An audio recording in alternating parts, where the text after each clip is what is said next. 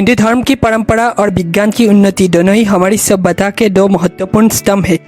जहाँ एक और हिंदू धर्म हमें आध्यात्मिकता और मानवता का मार्ग दिखाता है, वही विज्ञान हमें भौतिक जगत की गहराइयों में झांकने का अवसर देता है। हिंदू धर्म एक प्राचीन परंपरा है जिसमें वेद, उपनिषद, महाभारत और रामायण जैसी पवित्र ग्रंथों का उल्लेख मिलता है।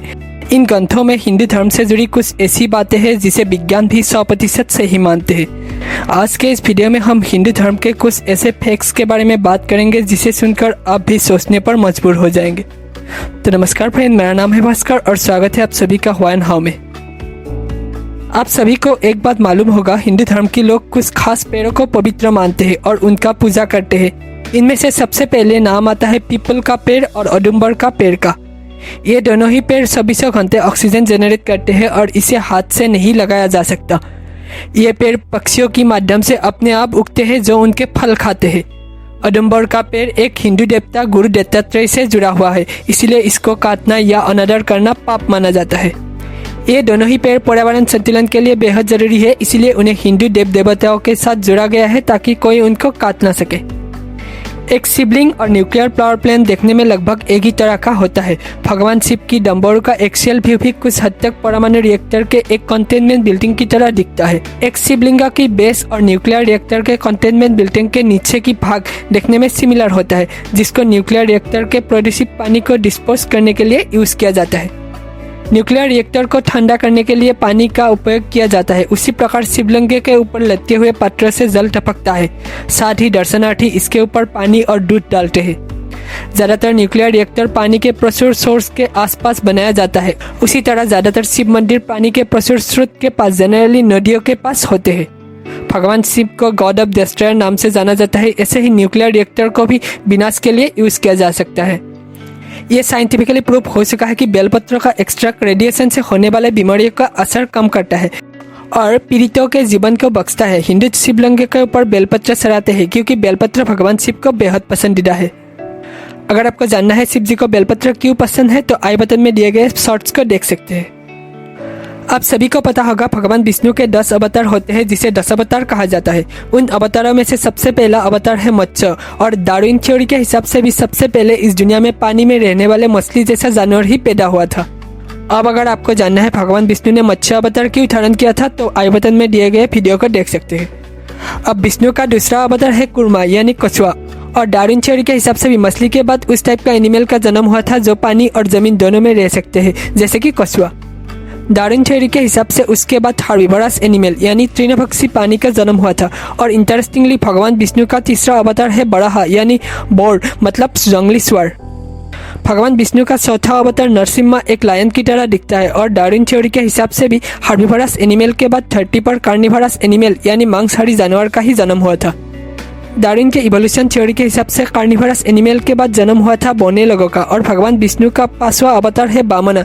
विष्णु ने बौने वामना का अवतार तब लिया था जब राक्षस राजा बाली ने पूरे ब्रह्मांड पर कब्जा कर लिया था और देवताओं ने अपनी पूरी शक्ति खो दिया था। भगवान विष्णु का चौथा अवतार है परशुराम जिसके हाथ में एक कुल्हाड़ी होता है। इंटरेस्टिंगली डार्विन के 6 थ्योरी में भी लोग पहली बार लोहे का इस्तेमाल करने की शुरुआत किया था। विष्णु के 7वां अवतार है त्रेतायुग का आदर्श पुरुष भगवान श्री राम। राम का प्रधान अस्त्र होता है धनुष और बाण। उसी तरह लोगों ने भी लोहे का इस्तेमाल करने के बाद धनुष और बाण जैसे सेमी मॉडर्न हथियारों का इस्तेमाल करने का स्किल डेवलप किया था। विष्णु का 8वां अवतार था द्वापर युग का श्री कृष्ण भगवान। श्री कृष्ण भगवान बहुत ही ज्यादा इंटेलिजेंट और चालाक था और उनके प्रधान अस्त्र था सुदर्शन चक्र। उसी तरह इवोल्यूशन की वजह से लोग भी चतुर हो गए थे और अधिक उन्नत हथियारों का इस्तेमाल करने लगे थे। विष्णु के 9वें अवतार बुद्धा अपार ज्ञान का भंडार था।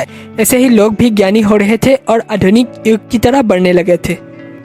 वेदों के हिसाब से विष्णु का आखिरी अवतार कल की इसी कलयुग में पैदा होगा और इसी तरह लोग भी आधुनिक युग में टेक्निकली और जेनेटिकली एडवांस हो गए हैं। हिंदू धर्म के एपिक महाभारत काफी सारे मनोरंजक कहानियों से भरा हुआ है। इनमें से एक कहानी कौरवों के 100 भाइयों से जुड़ा हुआ है। आप सभी को पता होगा राजा धृतराष्ट्र और उनके पत्नी गांधारी के 100 पुत्र हैं, लेकिन आपने कभी सोचा है गांधारी एक ही दिन में 100 बच्चे कैसे जन्म दे सकते हैं? ये घटना आज से करीब 7000 साल पहले प्राचीन भारत में हुआ था और ये तभी के समय के हिसाब से बहुत अनयूजुअल था। अब सवाल ये है, 7000 साल पहले महाभारत युग में लोग क्लोनिंग और टेस्ट ट्यूब बेबीज के बारे में जानते थे? दरअसल कहानी ये है, एक दिन रानी गांधारी को मिलने एक साधु हस्तिनापुर आया था। साधु रानी गांधारी के मेहमान नवाजी से बहुत खुश हुआ और उनको एक वरदान देने की इच्छा जाहिर किया। तब रानी ने बोला उनको 100 पुत्र चाहिए जो उनकी पति की तरह शक्तिशाली हो। वह साधु कोई और नहीं था, वो था व्यास, जिसने महाभारत का रचना किया था। व्यास ने रानी को वरदान दे दिया। कुछ समय के बाद रानी गर्भवती हुआ, लेकिन रानी गर्भवती होने के 2 साल बीत गए, लेकिन अभी तक बच्चा पैदा नहीं हुआ था। कुछ और समय बीत जाने के बाद रानी गांधारी के बच्चे के बदले एक निर्जीव मांस को जन्म दिया। गांधारी बहुत निराश हो गए और तभी वहाँ ऋषि व्यास उपस्थित हुआ। उसने उस मांस के टुकड़ों को 101 छोटे-छोटे पीसेस में काटा और सभी टुकड़े को अलग अलग जार में भर के उनके ऊपर कुछ सब्सटेंस से फिल अप कर दिया। उसके 9 महीने बाद जो घटना घटी वो किसी शब्दों से बयान नहीं किया जा सकता।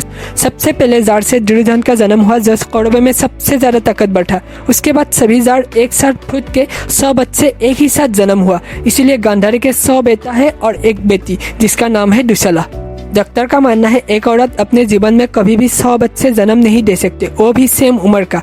अगर गांधारी के 100 बच्चे यानी कौरवों की बात सच है तो ये भी सच है कि 7000 साल पहले लोग क्लोनिंग और टेस्ट ट्यूब बेबीज के बारे में जानते थे। तो दोस्तों यही था कुछ फैक्ट्स। इन फैक्ट्स के अलावा भी और भी काफ़ी सारे फैक्ट्स हैं, लेकिन इन सभी को अगर यही वीडियो में डिस्कस करने बैठे तो वीडियो बहुत लंबा हो जाएगा। अगर आपको ये वीडियो पसंद आते हैं तो मैं इसके रिलेटेड और भी वीडियो बनाऊंगा। वीडियो पसंद आए तो वीडियो को लाइक और शेयर जरूर करें और हमारे चैनल को सब्सक्राइब करना ना भूलें। वीडियो देखने के लिए बहुत बहुत धन्यवाद और मिलते हैं फिर से एक नए टॉपिक के साथ।